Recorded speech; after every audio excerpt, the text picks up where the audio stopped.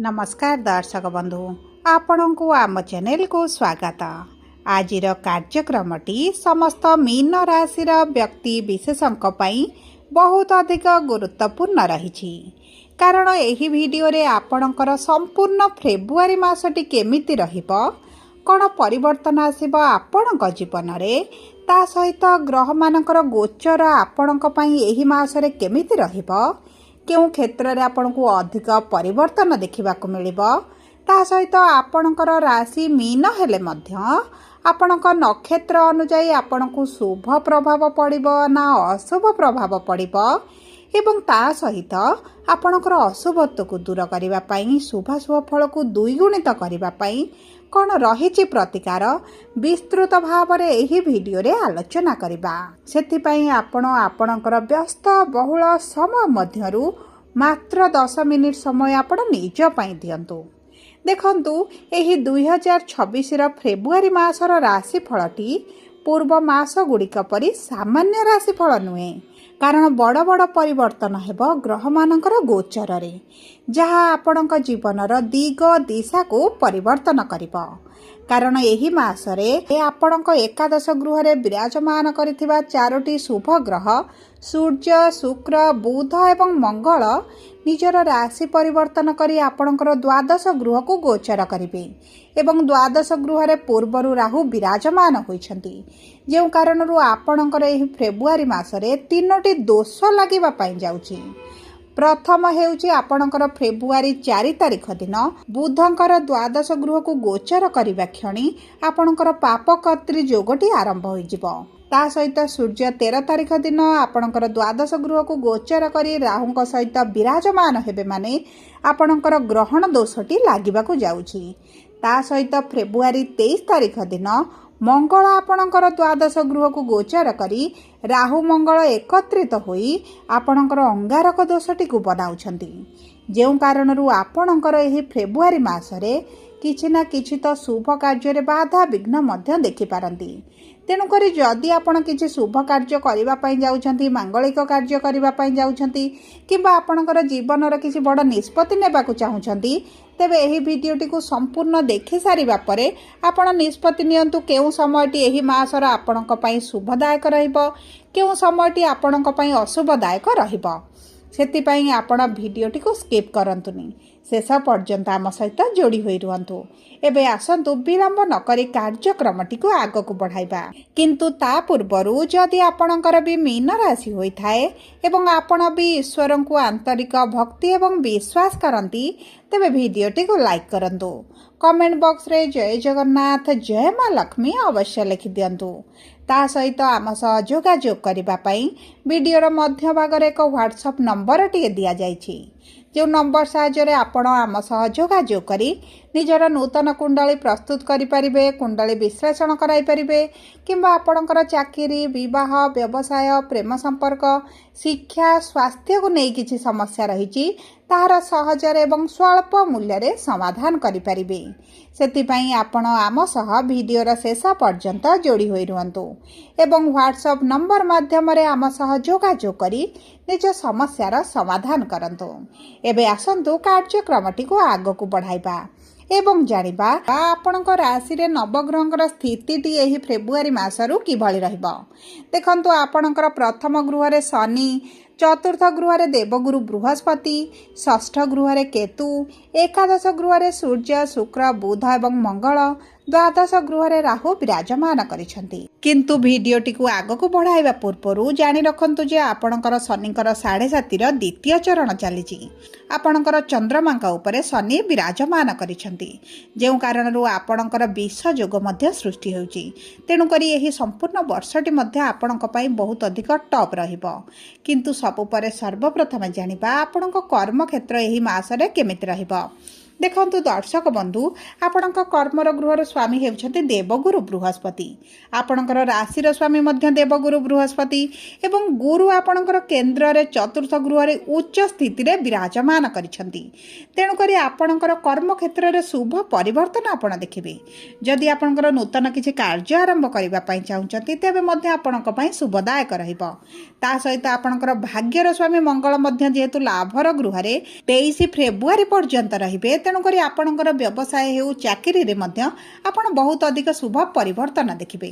ଆପଣଙ୍କର ମାନ ସମ୍ମାନ ବୃଦ୍ଧି ହେବ।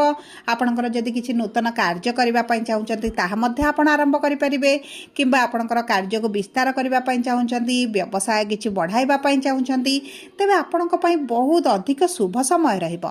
କିନ୍ତୁ ମନେ ରଖନ୍ତୁ, 23 ତାରିଖରେ ଯେତେବେଳେ ଆପଣଙ୍କର ଭାଗ୍ୟର ସ୍ୱାମୀ ଦ୍ୱାଦଶ ଗୃହକୁ ଗୋଚର କରିବେ ଏବଂ ଅଙ୍ଗାରକ ଯୋଗ ବନାଇବେ, ସେହି ସମୟ ପରେ ଯଦି ଆପଣ କୌଣସି କାର୍ଯ୍ୟରେ ଅର୍ଥଟିକୁ ଇନଭେଷ୍ଟ ନ କରନ୍ତି, କିମ୍ବା କୌଣସି ନୂତନ କାର୍ଯ୍ୟକୁ ଶୁଭାରମ୍ଭ ନ କରନ୍ତି, କିମ୍ବା ଆପଣଙ୍କର କ୍ୟାରିୟର ସମ୍ବନ୍ଧିତ କିଛିଟା ବଡ଼ ନିଷ୍ପତ୍ତି ନିଅନ୍ତି, ତେବେ ଆପଣଙ୍କ ପାଇଁ ଭଲ ରହିବ। କାରଣ ଦେଖନ୍ତୁ, ଅଙ୍ଗାରକ ଯୋଗ ଯେତେବେଳେ ବନିଥାଏ କୁଣ୍ଡଳୀରେ, ଆପଣଙ୍କର କିଛି ନା କିଛି ତ ସମସ୍ୟା ବଢ଼ିଥାଏ, କିଛି କ୍ଷେତ୍ରରେ ଆପଣଙ୍କୁ ବିଫଳତା ମଧ୍ୟ ପ୍ରଦାନ କରିଥାନ୍ତି। ତେଣୁକରି ଯେକୌଣସି କାର୍ଯ୍ୟ ଯଦି ଆପଣ ନୂତନ ଭାବରେ ଆରମ୍ଭ କରିବା ପାଇଁ ଚାହୁଁଛନ୍ତି, ତେବେ 23 ଫେବୃଆରୀ ପୂର୍ବରୁ ଯଦି କରିନିଅନ୍ତି, ଆପଣଙ୍କୁ ସେଥିରେ ସଫଳତା ପ୍ରାପ୍ତି ହେବ। ତା ସହିତ ଦେଖନ୍ତୁ, ଯଦି ଆପଣଙ୍କର ପ୍ରମୋସନ୍ ହେବାର ଅଛି, କିମ୍ବା ଟ୍ରାନ୍ସଫର କରିବା ପାଇଁ ଚାହୁଁଛନ୍ତି, କିମ୍ବା ସାଲାରୀରେ ଇନକ୍ରିମେଣ୍ଟ କରିବା ପାଇଁ ଚାହୁଁଛନ୍ତି, ତେବେ ଏହି ସମୟଟି ଆପଣଙ୍କ ପାଇଁ ଅତି ଉତ୍ତମ ସମୟ ରହିବ। ତା ସହିତ ଯଦି ଆପଣ କର୍ମ ପାଇଁ ବିଦେଶ ଯିବାକୁ ଚାହୁଁଥିଲେ, ଆପଣଙ୍କର ବିଦେଶ ଗସ୍ତର ବହୁତ ଅଧିକ ସମ୍ଭାବନାଟି ଦେଖାଯାଉଛି। ଆପଣଙ୍କର ବିଦେଶରେ ଯଦି ରହୁଛନ୍ତି, ତେବେ ମଧ୍ୟ ସେଠି ଯାହା ସମସ୍ୟା ଆପଣଙ୍କର ଚାଲିଛି, ଲାଗି ରହିଛି, ସେଥିରେ କିଛିଟା ପରିବର୍ତ୍ତନ ଆସିବ। କିନ୍ତୁ ଆପଣଙ୍କର ଶନି ଯେହେତୁ ରହିଛନ୍ତି ରାଶି ଉପରେ, ଆପଣଙ୍କର ଟିକେ ମାନସିକ ସ୍ଥିତିଟି ଦୁର୍ବଳ ରହିପାରେ, କିମ୍ବା ଆପଣ ଟିକେ କନଫ୍ୟୁଜନରେ ରହିପାରନ୍ତି। ତେଣୁକରି ସଠିକ୍ ନିଷ୍ପତ୍ତି ନେବା ପାଇଁ ଆପଣ ଚେଷ୍ଟା କରନ୍ତୁ। ଭାବି ବିଚାରି ଯଦି କାର୍ଯ୍ୟ କରିବେ, ତେବେ ଆପଣଙ୍କ ପାଇଁ ଶୁଭଦାୟକ ରହିବ। ଏବେ ଆସନ୍ତୁ ଜାଣିବା କିପରି ରହିବ ଆପଣଙ୍କର ଆର୍ଥିକ କ୍ଷେତ୍ରଟି।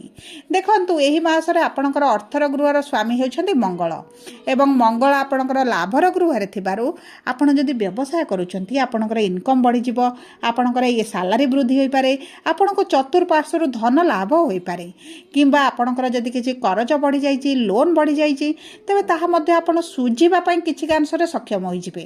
ଏବଂ ଏହି ସମୟରେ ଯଦି ଆପଣ ଅର୍ଥଟି ସେଭିଂ କରିକି ରଖନ୍ତି, ତେବେ ଆପଣଙ୍କୁ ତ ଅତି ଉତ୍ତମ ଫଳ ପ୍ରାପ୍ତ ହେବ।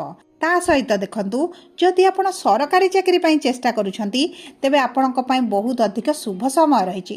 ଆପଣଙ୍କର ସରକାରୀ ଚାକିରି ପାଇଁ ଇଣ୍ଟରଭ୍ୟୁ ଦିଅନ୍ତୁ, ଏଣ୍ଟ୍ରାନ୍ସ ଦିଅନ୍ତୁ, ସେଥିରେ ଆପଣଙ୍କୁ ଶୁଭ ଫଳ ପ୍ରାପ୍ତି ହେବ। ଯେଉଁ କାରଣରୁ ଆପଣଙ୍କର ଆର୍ଥିକ ସ୍ଥିତି ମଧ୍ୟ କିଛି କାଂଶରେ ପରିବର୍ତ୍ତନ ହୋଇଯିବ। ଏବେ ଆସନ୍ତୁ ଜାଣିବା କିପରି ରହିବ ଆପଣଙ୍କର ଶିକ୍ଷା।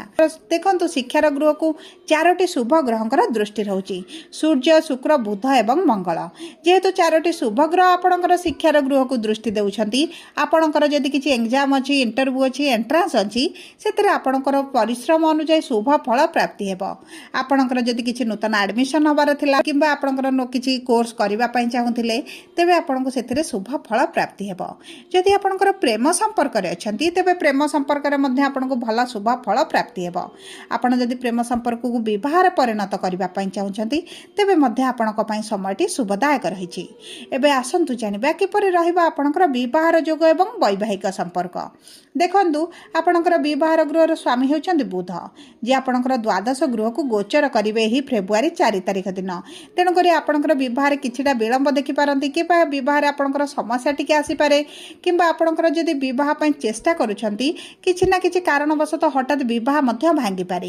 ସେଥିପ୍ରତି ଆପଣଙ୍କୁ ଟିକେ ଦୃଷ୍ଟି ମଧ୍ୟ ଦେବାକୁ ପଡ଼ିବ। କିନ୍ତୁ ଦେଖନ୍ତୁ, ଯେହେତୁ ଗୁରୁ ଆପଣଙ୍କର ଶୁଭ ସ୍ଥିତିରେ ଅଛନ୍ତି, ଶୁକ୍ର ଆପଣଙ୍କର ମିତ୍ରର ଗୃହକୁ ଗୋଚର କରିବେ, ଆପଣଙ୍କର କିଛି କାଂଶରେ ଶୁଭ ଫଳ ମଧ୍ୟ ପ୍ରାପ୍ତ ହୋଇପାରେ।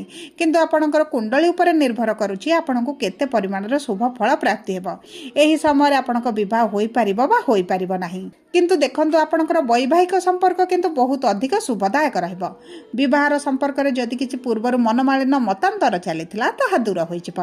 ଆପଣଙ୍କ ସାଥୀଙ୍କ ସହିତ ଆପଣ କିଛି ତୀର୍ଥସ୍ଥାନ ଯାଇପାରନ୍ତି, କିଛି କାର୍ଯ୍ୟକ୍ରମରେ ଯୋଗ ଦେଇପାରନ୍ତି, କିନ୍ତୁ ଆପଣଙ୍କର ଟିକେ ଖର୍ଚ୍ଚଟି ବୃଦ୍ଧି ହେବ। ସେଥିପ୍ରତି ଆପଣଙ୍କୁ ଟିକେ କିନ୍ତୁ ଧ୍ୟାନ ଦେବାକୁ ପଡ଼ିବ। ଏବେ ଆସନ୍ତୁ ଜାଣିବା କିପରି ରହିବ ଆପଣଙ୍କର ସ୍ୱାସ୍ଥ୍ୟ। ଦେଖନ୍ତୁ, ସ୍ୱାସ୍ଥ୍ୟ କୁଣ୍ଡଳୀର ପ୍ରଥମ ଗୃହରୁ ଜଣାପଡ଼େ, ଏବଂ ପ୍ରଥମ ଗୃହରେ ଶନି ବିରାଜମାନ ହୋଇଛନ୍ତି। କିନ୍ତୁ ଆପଣଙ୍କର ରାଶିର ସ୍ୱାମୀ ଭଲ ସ୍ଥିତିରେ ଥିବାରୁ ଆପଣଙ୍କର ମୁଣ୍ଡ ବ୍ୟଥା, ମୁଣ୍ଡରେ ଟିକେ ସମସ୍ୟା ଦେଖାଦେଇପାରେ, କିମ୍ବା ଆପଣଙ୍କର ସ୍କିନ୍ ରିଲେଟେଡ୍ ସମସ୍ୟା ହୋଇପାରେ। ବିଶେଷ ଭାବରେ ଆପଣଙ୍କର ଅସ୍ଥିଗତ ସମସ୍ୟା ଆପଣଙ୍କୁ ଟିକେ ଚିନ୍ତିତ କରିପାରେ। ସେଥିପାଇଁ ଆପଣ ପ୍ରତିଦିନ ଯୋଗ ପ୍ରାଣାୟାମ ଜାରି ରଖନ୍ତୁ। ତା ସହିତ ମେଦବହୁଳତା କିମ୍ବା ଚର୍ବି ବଢ଼ିବାର ମଧ୍ୟ ଆପଣଙ୍କର ସମ୍ଭାବନାଟି ରହିଛି। ସେଥିପାଇଁ ଆପଣଙ୍କ ଖାଦ୍ୟ ପାନୀୟକୁ ବହୁତ ଅଧିକ ଭାବରେ ଯତ୍ନ ନିଅନ୍ତୁ। ଏବେ ଆସନ୍ତୁ ସବୁ ପରେ ଜାଣିବା ଆପଣଙ୍କର ଅଶୁଭତ୍ୱକୁ ଦୂର କରି ଶୁଭାଶୁଭ ଅଶୁଭ ଫଳକୁ ବୃଦ୍ଧି କରିବା ପାଇଁ ଆପଣ ପ୍ରତିଦିନ ଗୁରୁଙ୍କର ବୀଜ ମନ୍ତ୍ର 108 ଥର ପାଠ କରନ୍ତୁ। କିନ୍ତୁ ଯଦି ଆପଣଙ୍କର ପୂର୍ବ ଭାଦ୍ରପଦ ମୀନ ହୋଇଥାଏ 25/12, ତେବେ ଆପଣ ହଳଦୀ କଲର ରୁମାଲଟେ ଗୋଟେ ପାଖରେ ରଖନ୍ତୁ କିମ୍ବା ହଳଦୀ କଲର ଫିତା ଗୋଟେ ଆପଣ ହାତରେ ଭିଡ଼ନ୍ତୁ। ଗାଈଙ୍କୁ କିଛି ଖାଦ୍ୟ ଖାଇବା ପାଇଁ ଦିଅନ୍ତୁ। ଗୁରୁଜନମାନଙ୍କୁ ସମ୍ମାନ ଦିଅନ୍ତୁ। ଗୁରୁଜନ ଲୋକଙ୍କୁ କିଛିଟା ଦାନ କରନ୍ତୁ। ଆପଣଙ୍କ ପାଇଁ ଶୁଭଦାୟକ ରହିବ। ଯଦି ଆପଣଙ୍କର ଉତ୍ତର ଭାଦ୍ରପଦ ମୀନ ରାଶି ଏବଂ ଆପଣଙ୍କର ନକ୍ଷତ୍ରାଧିପତି ଶନି ହୋଇଥିବାରୁ ଆପଣ ଗୁରୁଙ୍କର ବୀଜ ମନ୍ତ୍ର ପଢ଼ିବା ସହିତ ଆପଣ ହନୁମାନ ଚାଳିଶା ପାଠ କରନ୍ତୁ। ତା ସହିତ ପ୍ରତି ଶନିବାର ଏବଂ ମଙ୍ଗଳବାର ଦିନ ଶନିଙ୍କ ମନ୍ଦିରରେ ଆପଣ ସୋରିଷ ତେଲ କିମ୍ବା ରାଶି ତେଲର ଦୀପଟିଏ ଜଳାନ୍ତୁ। ଆପଣଙ୍କ ପାଇଁ ବହୁତ ଅଧିକ ଶୁଭଦାୟକ ରହିବ। ଯଦି ଆପଣ ପାରୁଛନ୍ତି ତେବେ ସୂର୍ଯ୍ୟ ଅସ୍ତ ପରେ ଶନିଙ୍କର ବୀଜ ମନ୍ତ୍ର ପାଠ କରନ୍ତୁ। ଆପଣଙ୍କର ମାନସିକ ସ୍ଥିତି ପରିବର୍ତ୍ତନ ହେବା ସହିତ ଆପଣଙ୍କ ବୈବାହିକ ଜୀବନରେ ପରିବର୍ତ୍ତନ ଆସିବ। ଯଦି ଆପଣଙ୍କର ରେବତୀ ମୀନ ହୋଇଥାଏ ଏବଂ ଆପଣଙ୍କର ନକ୍ଷତ୍ରାଧିପତି ଯେହେତୁ ବୁଧ ହୋଇଛନ୍ତି, ଆପଣ ପ୍ରଭୁ ଗଣେଶଙ୍କର ପୂଜାର୍ଚ୍ଚନା କରନ୍ତୁ। ଗଣେଶଙ୍କ ପାଖରେ ଲଡ଼ୁ ଭୋଗ ଅର୍ପଣ କରନ୍ତୁ।